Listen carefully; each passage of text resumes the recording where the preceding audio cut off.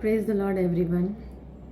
प्रभु यीशु मसीह के मधुर और सामर्थी नाम में आप सभी को जय मसीह की। आप सभी को बहुत आयत से आशीष मिले प्रभु यीशु मसीह की तरफ से। आज मैं मिसेस शशिबाला भोयर आप सभी के बीच में एक बार फिर से प्रभु की आज्ञा के अनुसार उपस्थित हुई हूँ, एक गवाही अपने जीवन की रखने के लिए। आप सभी का बहुत बहुत धन्यवाद मुझे सुनने के लिए, और प्रभु का धन्यवाद करती हूँ कि बहुतों ने जो गवाही मेरी सुनी, और मैं यकीन करती हूँ कि उनका विश्वास प्रभु की ओर बढ़ा होगा। वो जो खोए हुए हैं, जो भटके हुए हैं, वो लौट आए होंगे। प्रभु का धन्यवाद करती हूँ, दिल से शुक्रिया अदा करती हूँ। एक बार फिर से प्रभु ने मुझे कहा कि ये जो दर्शन की बातें मैंने तुझे दिखाया है, जो बताया है तुझे, वो प्रभु में अपने बच्चों के लिए, प्रभु के बच्चों के लिए, प्रभु में अपने भाई बहनों के लिए मैं शेयर करूं। तो आज मैं एक दर्शन जो प्रभु ने मुझे दिया, मैं आप लोगों के सामने मैं शेयर करती हूँ। 18/10/2020 की बात है। ये दर्शन इस प्रकार था कि मैं जब प्रेयर करने बैठी थी और मैं प्रेयर कर रही थी, और प्रेयर में मैं देखी कि यीशु मसीह आए और वो मुझे अपने साथ लेके गए, और मैं उनके साथ हवा में थी, मैं उड़ रही थी प्रभु यीशु मसीह के साथ ही हम जा रहे थे। तो जब हम जिधर से जा रहे थे वहाँ बहुत ही खूबसूरत वादियाँ था, वहाँ पे बहुत ही अच्छी जगह थी। वो वहाँ की फ्रेश एयर थी, खुशबू भरी एयर थी, मध्यम मध्यम म्यूज़िक बज रहा था, संगीत बज रहा था, बहुत ही खूबसूरत वो माहौल था, बहुत ही अच्छा था वो। तो हम वहाँ से जा रहे थे, वो बहुत ही सुंदर था, आनंदित करने वाला था, हम खुश थे। मैंने देखा यीशु पापा मुस्कुरा रहे थे मुझे देख के, और वो जब भी मुस्कुराते हैं मेरे अंदर एक नई ऊर्जा आ जाती है। ऐसा होता है कि जब मैं कभी किसी चीज़ से परेशान हूँ, टेंशन हूँ, या किसी समस्या से गुजर रही हूँ, और मैं जब प्रेयर करती हूँ तो बस वो सामने आ जाते हैं, मुस्कुरा देते हैं, और सारी समस्याएं जैसे बिल्कुल गायब हो जाती हैं। ये प्रभु का प्यार है, वो हमें हिम्मत देते, हमें सामर्थ्य देते। वो मुझे लेकर जा रहे थे, फिर वो मुझे लेके जा रहे थे, और मैं बहुत खुश थी। जब हम आगे जा रहे थे तो मैं ये नहीं जानती थी कि हम कहाँ पे जा रहे हैं, नहीं जानती थी, लेकिन यीशु पापा के साथ में जा रही थी, मैं खुश थी। हाँ, मैं सेफ हूँ, मैं सुरक्षित हूँ, और मैं बहुत खुश हूँ, और मैं बहुत आनंदित हूँ। जब हम जा रहे थे, एक गुफा की ओर जा रहे थे। एक गुफा था जो पहाड़ पे बना हुआ था, पहाड़ से जैसे कट के बनाया जाता है, उस गुफा के अंदर हम गुफा में जा रहे थे। बाहर से देखा वो काली अंधेरी गुफा लग रही थी। फिर हम अंदर की ओर चले। मैं वहाँ सच में नहीं जाना चाहती थी। एक्चुअली मैं एक ऐसी जगह से आ रही थी जहाँ का सारा जो माहौल था बहुत ही खूबसूरत। वहाँ के गीत संगीत भी मेरे कान में अभी भी मतलब वो चल रहे थे, बहुत मीठी मधुर संगीत थे। तो मैं उस गुफा में नहीं जाना चाह रही थी। वो पूरा डार्कनेस था बहुत ज़्यादा, और मुझे ऐसा लग रहा था कि जैसे हम कोई नरक के रास्ते पे जा रहे हैं। इससे पहले भी जब यीशु मसीह ने मुझे दर्शन दिया था तो मुझे नरक की ओर लेके, नरक में लेकर गए थे वहाँ दिखाने के लिए। तो मुझे लगा कि क्या हम फिर से वहीं जा रहे हैं। तो लेकिन हम जब जा रहे थे उस गुफा में चले गए, कोई भयानक जगह था। हम ऐसे जा रहे थे और एक बड़ा काला, बहुत ज़्यादा डार्कनेस, आपको कुछ लाइट नहीं दिख रहा है। तो मैं क्या करी, मैं थोड़ा सा डर गई। इससे पहले भी मैं यीशु मसीह के साथ, यीशु पापा मुझे लेकर गए तो मैं नरक भी लेकर गए, तो वहाँ पे भी मुझे डर नहीं लगा। लेकिन जब यहाँ लेके जा रहे थे तो मुझे थोड़ा डर लग रहा था। तो मैंने क्या किया, यीशु मसीह का हाथ पकड़ लिया, और हाथ पकड़ लिया तो फर्स्ट टाइम मैंने अपने लाइफ में ये फील किया जब मैंने उनका हाथ पकड़ा, और शायद मैंने फर्स्ट टाइम में पकड़ा उस समय। तो मैंने फील किया, मैंने देखा कि हाँ, उनके हाथ में अभी भी वो जख्म है जो हमारे लिए उन्होंने सलीब पे लिए थे। मैंने उनका हाथ पकड़ा और उनसे लिपट गई, और यीशु पापा मुझे देखकर मुस्कुराए और मुझे लेकर चले, अंदर लेकर चले। वहाँ एक गुफा के अंदर लेके चले। वो बहुत वीराना और भयानक जगह था। वो बिल्कुल भी उजाला नहीं था। लेकिन यीशु मसीह जब अंदर लेके गए तो कुछ दिखता है वहाँ पे। तो मैंने वहाँ पर क्या देखा, एक व्यक्ति को देखा मैंने वहाँ पे। वो जोकर की तरह लग रहा था। वो जैसे जोकर का गेटअप होता है वैसे ही उसके बॉल जैसे नोज थे, वैसे ड्रेसेस थे। और मैंने उसे देखा तो वो बहुत बुरी तरीके से हंस रहा था। वो क्लाउन बहुत बुरी तरीके से हंस रहा था और मैं उसे देख के डर गई और मैं क्या करी, यीशु पापा के पीछे छुप गई और पीछे छिप गई। और उसके बाद में मैं यीशु पापा के पीछे से ऐसे झाँक कर उसे देख रही थी। वो अभी भी उतना ही जोर जोर से हंस रहा था। वो अभी भी जोर जोर से हंस रहा था वो जोकर। और मैं सच में डर रही थी और मैं यीशु पापा के पीछे छिपी हुई थी। फिर मैं समझ नहीं पा रही थी कि मैं यहाँ कहाँ आ गई हूँ।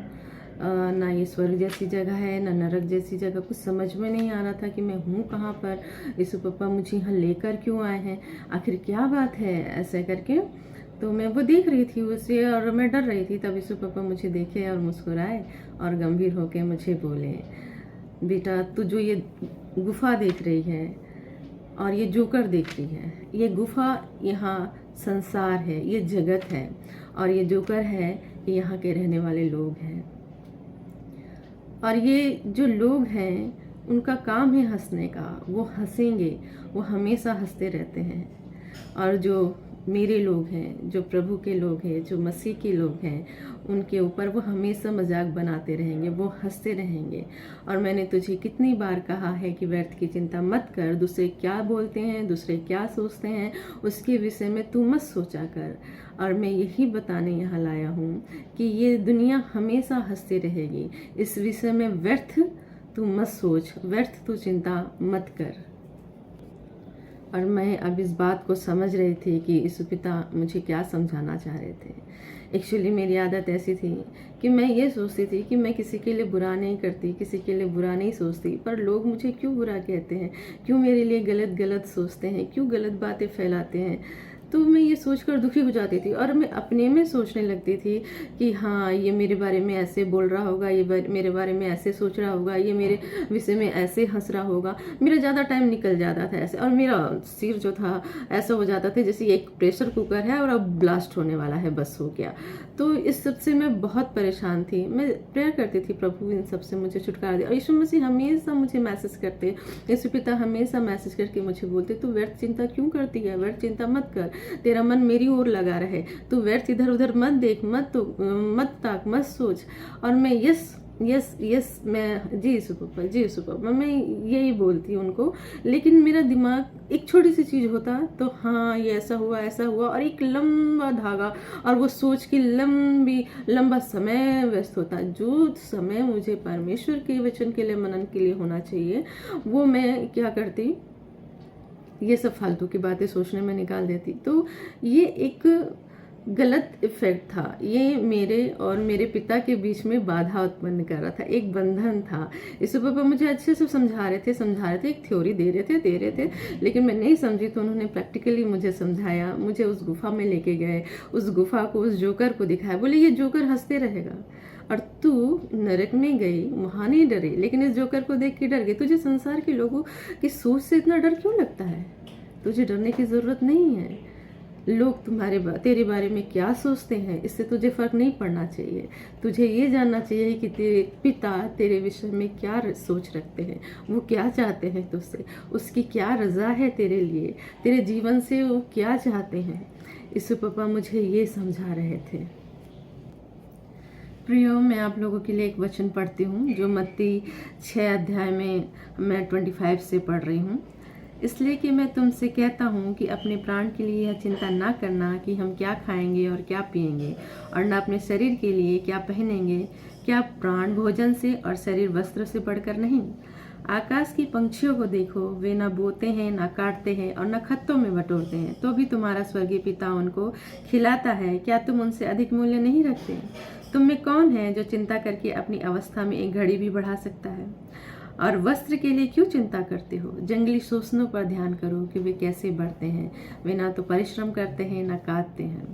तो अभी मैं तुमसे कहता हूँ कि सुलेमान भी अपने सारे विभव में उनमें से किसी के समान वस्त्र पहने हुए ना थे। इसलिए जब परमेश्वर मैदान की घास को जो आज है और कल भाड़ में झोंकी जाएगी ऐसा वस्त्र पहनाता है, तो हे अल्प विश्वासियों, तुमको वह क्यों करना पहनाएगा। इसलिए तुम चिंता करके यह ना कहना कि हम क्या खाएंगे, क्या पिएंगे, क्या पहनेंगे, क्योंकि अन्य जाति इन सब वस्तुओं की खोज में रहते हैं। तुम्हारा स्वर्गीय पिता जानता है कि तुम्हें ये सब वस्तुएं चाहिए। इसलिए पहले कि तुम अपने उसके राज्य और धर्म की खोज करो तो ये सब वस्तुएं भी तुम्हें मिल जाएगी। सो कल के लिए चिंता ना करो, क्योंकि कल का दिन अपनी चिंता आप कर लेगा। आज के लिए आज ही का दुख बहुत है। प्रभु यीशु मसीह ने कितनी बार कहा कि चिंता मत करो, चाहे वो खाने के लिए हो, चाहे पहनने के लिए हो, चाहे वो किसी के लिए हो, चिंता मत करो। लेकिन आजकल एक नया हो गया, आजकल नहीं कहूँगी, हमेशा से है, एक नई बात हो गई कि हमको ये चिंता सताती है कि हमारा पड़ोसी हमारे बारे में क्या सोचता है, हमारे रिश्तेदार हमारे बारे में क्या सोचते हैं, वो हमारे बारे में क्या बुराई करते हैं, क्या हमारे लिए वो क्या गलत सोचते हैं। मतलब हमारा ध्यान वहाँ रहता है कि उसने मेरे बारे में ऐसा क्यों बोला, उसने, ये एक नई चिंता लेके हम बैठ गए हैं। और यीशु मसीह कहते हैं कि ये सब करने से कोई फायदा नहीं होने वाला, ये सब व्यर्थ है। ये चीज करके आप अपना ही नुकसान करने वाले हैं। मैं जिस चीज के लिए चिंता कर रही हूँ, मैं जो चीज सोच रही हूँ, हो सकता है वो सामने वाले बंदे ने उस विषय में सोचा ही ना हो, अब वो अपने आराम की जिंदगी और बहुत पीसफुल लाइफ जी रहा है, और मैं उस बेकार के एक वर्ड को पकड़ के अपने लाइफ से पीस को खत्म कर रही हूँ। प्रियो, मैं दिल से यीशु मसीह का धन्यवाद देती हूँ कि मुझे उन्होंने बहुत समझाया, मैसेज पे मैसेज उन्होंने दिया कि बेटा ऐसा मत कर, बेटा ऐसा मत कर। जब मेरे समझ में नहीं आया तो उन्होंने मुझे प्रैक्टिकली वो चीज़ दर्शन के माध्यम से दिखाया। प्रियो, वो दिन है और आज का दिन है। उस दिन मैंने वो अनुग्रह पाया यीशु मसीह से कि आज मैं नहीं सोचती सामने वाला मेरे लिए क्या सोचता है, क्या फील करता है, मुझे नहीं फर्क पड़ता। मैं नहीं सोचती, मुझे अब ये जानना है, मुझे अब ये सोचना है कि मेरे यीशु मेरे लिए क्या सोचते हैं, मेरे यीशु की क्या राय है मेरे लिए, कि मैं यीशु की प्रिय बेटी हूँ। और मैं हमेशा, मेरा जीवन ये चाहता है कि मैं अपने परमेश्वर को प्रसन्न रख सकूँ। प्रियो, आप लोगों से भी यही निवेदन करती हूँ कि आप इन सब चीज़ों के बारे में ना सोचे। ये संसार भरमाने वाला है, शैतान बहुत भरमाता है। आप उनकी बातों में ना जाए। आपका प्यारा पिता आपका इंतज़ार करता है। वो आज भी वो द्वार पे खड़ा है कि जब मेरे बच्चे आए तो वो दौड़ के गले लगाएगा। तो प्रियो, अपने दिमाग से व्यर्थ की चिंता को निकाल दे। ये ना सोचे कि सामने वाला मेरे बारे में क्या सोच रहा है, ये सोचे कि यीशु मसीह हमारे बारे में क्या सोचता है, हम उनके लिए कितने खास हैं, हम उनके लिए कितने बेशकीमती हैं। इतने बेशकीमती कि उन्होंने अपने बेशकीमती लहू को हमारे लिए दे दिया। आप लोग का धन्यवाद मेरे दर्शन को सुनने के लिए। प्रभु से मैं प्रार्थना करूंगी जितने भाई बहन इस दर्शन को सुनते हैं, और प्रभु उनके जीवन में काम करे, बहुतायत काम करे। और जो ऐसे लोग हैं जो सिर्फ इसी में जिंदगी बिता देते हैं कि मेरा पड़ोसी मेरे बारे में क्या सोचता है, या मेरे रिश्तेदार मेरे बारे में क्या सोचते हैं, या मेरे पति की क्या राय है, या मेरी पत्नी की, तो उस चीज़ों को अपने अंदर हावी मत होने दें, उसे अपने कंट्रोल में रखें, उससे परे रहें। आप यीशु मसीह के वचन से, यीशु मसीह के वचन को मनन करें, यीशु मसीह से प्रेयर, एक रिलेशनशिप परमेश्वर पिता के साथ बनाएं। जैसे आप अपने बच्चों के साथ रिलेशनशिप में रहते हैं, वैसे अपने पिता परमेश्वर के साथ एक रिलेशनशिप बनाएं। आप, उन्होंने इतना बड़ा अनुग्रह हम पे किया, हमने कोई काम नहीं किया, हमने कोई बड़ा काम नहीं किया, उसने ढूंढा और उसने ही हमें बचा लिया। उसने इतना बड़ा अनुग्रह किया कि हमें ही अब्बा कहने का अधिकार उसने दिया। तो हम इस अधिकार को, हम इस रिश्ते को बनाए परमेश्वर पिता के साथ कि हाँ, हे अब्बा, तेरी रजा क्या है, तू हमें बता, तेरी जो आज्ञा हम उसके अनुसार चलने पाए, उसके लिए तू हमें अनुग्रह दे।